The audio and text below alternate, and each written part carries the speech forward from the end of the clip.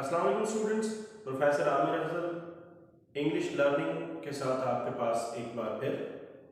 आज हमारा जो टॉपिक है वो हमारे इंग्लिश जॉनरा प्रोज से मुतल्लिक है और इसमें आज की जो राइटर हैं वो है Karen Armstrong, who is considered one of the best philosophers and the critic of comparative religions right now. तो इनकी एक बुक है which is 12 steps to a compassionate life. ये हम इंशाल्लाह डिस्कस करेंगे, लेकिन इसको डिस्कस करने से पहले मैं आपको थोड़ा सा कैरन आर्मस्ट्रॉन्ग के बारे में बता दूं कि उनकी बायोग्राफी के बारे में मैं ब्रीफली बता दूं। Karen Armstrong basically as a British author, a commentator of Irish Catholic descent, known for her books on comparative religions.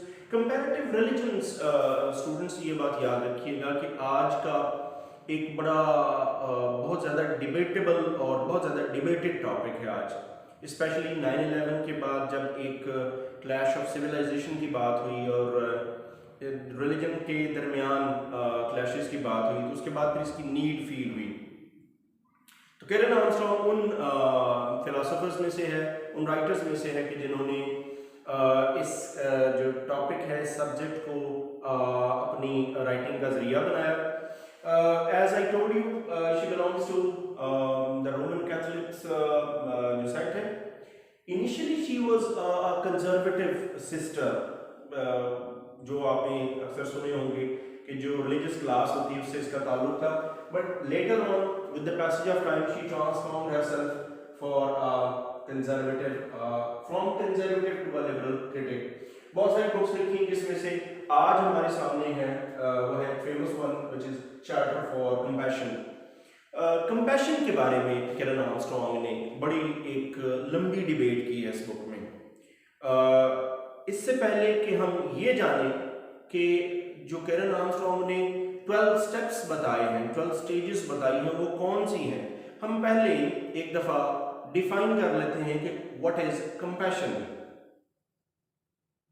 Well students, compassion को हम इस तरह से डिफाइन कर सकते हैं कि to have sympathies and pity for the suffering और misfortunes of others and to have feeling compelled to reduce the suffering, as the very definition suggests कि आपके अंदर एक सफरिंग ह्यूमैनिटी, दुख में मुब्तला लोग, तकलीफ में मुब्तला लोग, उनके लिए आपके अंदर एक रहमदिली का जज्बा होता है, मोहब्बत का जज्बा होता है, ग्रेटिट्यूड होता है, मर्सी होती है।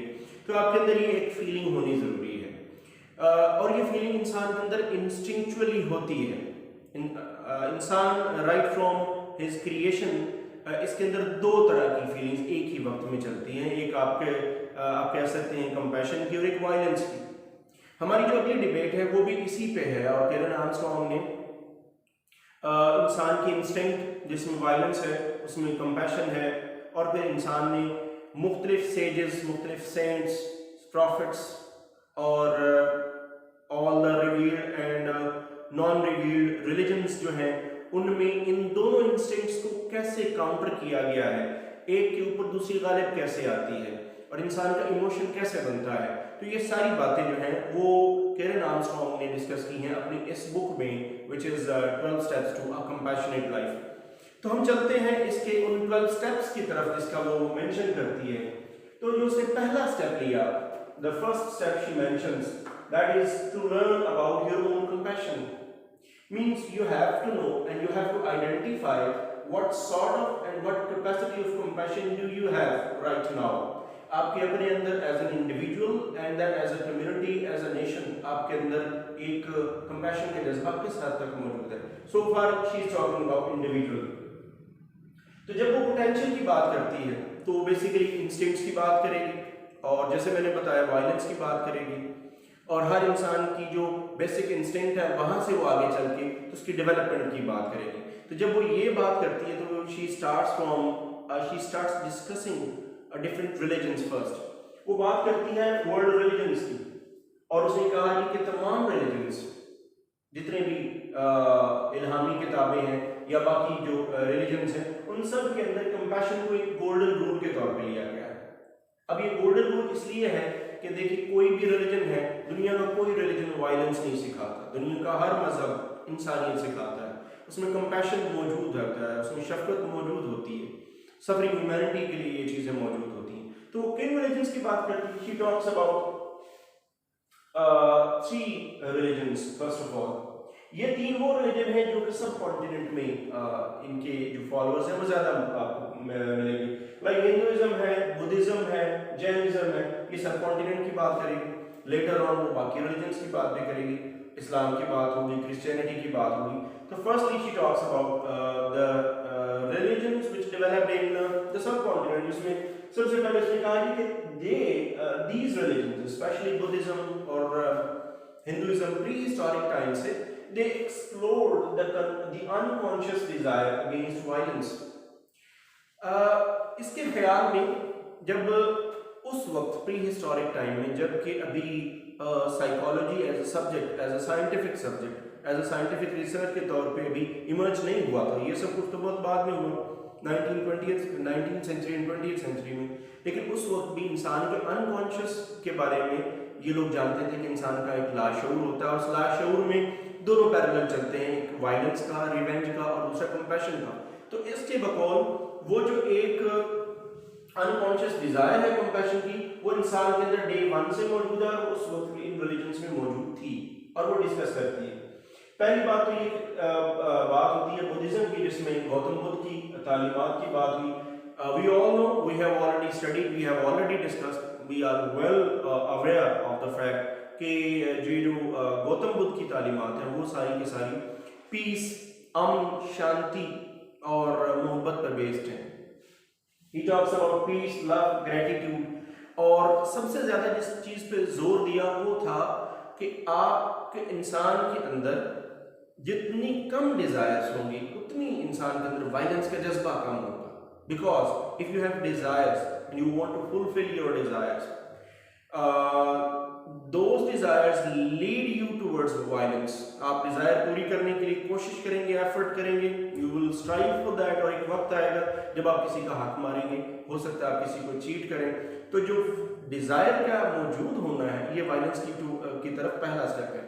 तो बुद्धिज्म का जो फलसफा है वो ये है कि आपकी डिजायर्स मिनिमम होनी चाहिए, आपकी फिजिकल डिजायर्स, आपकी स्पिरिचुअल डिजायर्स मिनिमम हो, बल्कि फिजिकल डिजायर जितनी कम होंगी उतनी आपकी स्पिरिचुअल डिजायर्स जो है वो उतनी जल्दी पूरी होंगी, स्पिरिचुअली आप उतने ज्यादा स्ट्रांग होंगे। तो ये सबसे पहले गौतम बुद्ध की उसने बात की, फिर उसने चाइना में मौजूद कन्फ्यूशियस की बात की, again philosopher, some say he was a saint, some say he was a prophet. तो कन्फ्यूशियस का नजरिया क्या था? Do not do to others what you would not like yourself.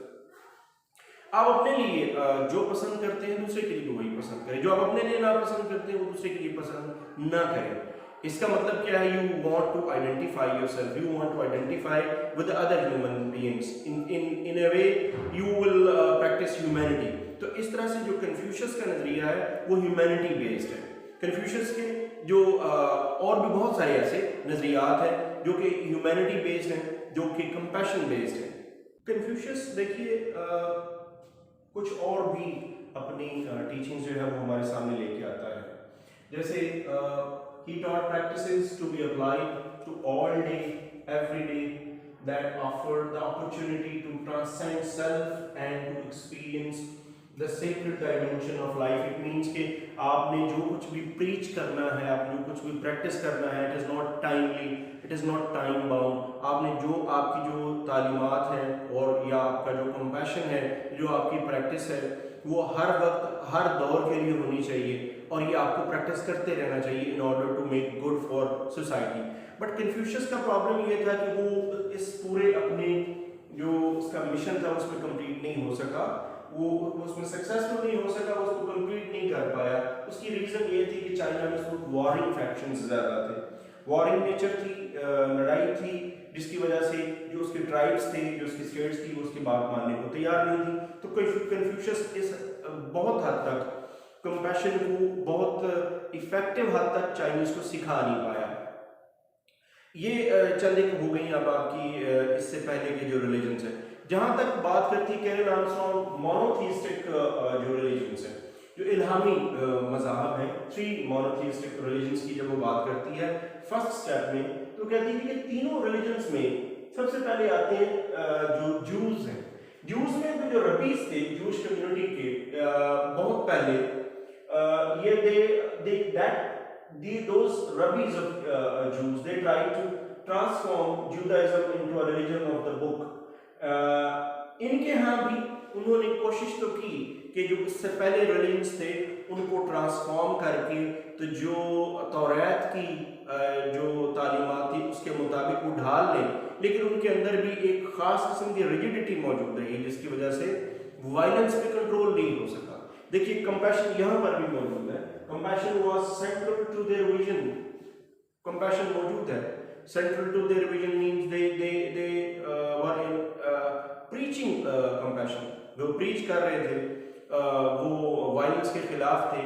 लेकिन इशू क्या है, एक वर्ड बड़ा अच्छा इसमें यूज हुआ, दैट इज पैसिफिज्म।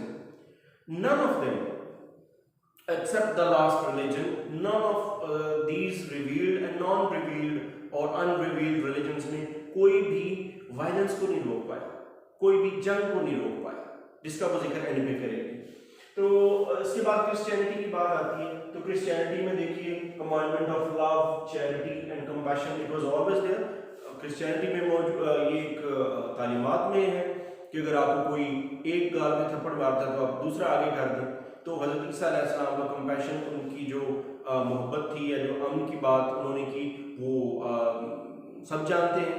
क्रिश्चियनिटी में ये सब कुछ हुआ, बट द फॉलोअर्स, जो फॉलोअर्स थे उन्होंने क्या किया, इवन अब there is a difference of belief, हज़रत ईसा अलैहिस्सलाम के साथ उनकी कौम ने क्या किया, तो वो अपनी ही कौम को, उनकी जो अपनी तालीमात थी, ही वॉज अनेबल, रादर जो उनके लोग थे वो उस चीज़ को प्रैक्टिस नहीं कर पाए। तो हज़रत ईसा अलैहिस्सलाम की या जो क्रिश्चियनिटी के अंदर जो कंपैशन की टीचिंग्स थे वो भी पूरी तरह से फुलफिल नहीं हो पाई। According to Karen Armstrong, even the Christians were unable to follow and practise compassion. But when it comes to the last prophet and the last religion of God, Islam and the holy prophet हुजूर पाक सल्लल्लाहु अलैहि वसल्लम की जब बात करती है, तो शी सेज कि this prophet transformed a very brute nation. उसने बात बताई कि what was the conditions before Islam, अरबों की जो हालत थी, ट्राइबल लाइफ थी, इग्नोरेंस थी, जुल्म ज्यादती, जंग व जदल, ये सब कुछ था। तो उसने एक बड़ा अच्छा लफ्ज़ लगाया, शी सेज कि he was simply a successful man in history, कि एक जंग व जदल वाली एक इंतहाई जाहिर कौम को उन्होंने इस्लाम का पैगाम दिया, और जो उन्होंने पैगाम दिया फिर उसने जिक्र किया कुरान पाक और उसकी टीचिंग्स का, एंड मोस्ट इम्पॉर्टेंटली जो उनका अपना किरदार था, उसने किरदार ने, कुरान पाक की तालीमात ने एक इंतहाई वायलेंट किस्म की कौम को एक द मोस्ट पीसफुल नेशन में तब्दील कर दिया। तो उसने जो पहला जो स्टेप था, लर्निंग योर ओन कंपैशन, उसको उसने सम अप यहाँ किया है कि there was only one religion, that is Islam, कि जो इस्लाम है इसने अपने फॉलोअर्स को वाकई कंपैशन सिखाया और कंपैशन प्रैक्टिस करना सिखाया। Last but not the least, according to Karen Armstrong, सिर्फ रिलीजन्स नहीं, कुछ ऐसी ट्रेडिशंस भी हैं, कुछ ऐसी रवायात भी हैं ओवर द ईयर्स तारीख में, जिन्होंने रिलीजन्स के साथ मिलके तो जो कंपैशन है इसको प्रीच करना और प्रैक्टिस करना इंसान के लिए आसान बनाया। तो ये चंद एक उसकी लाइफ हिस्ट्री, थोड़ा सा मैंने इसमें ब्रीफली बताया इस लेक्चर में, और कुछ आपको जो उसका पहला स्टेप है, it was a very comprehensive one, तो ये इसके बारे में बताया। इंशाल्लाह जो नेक्स्ट स्टेप्स हैं, so far we have discussed one step towards compassionate life, we'll discuss the remaining one in the coming videos. Thanks for watching.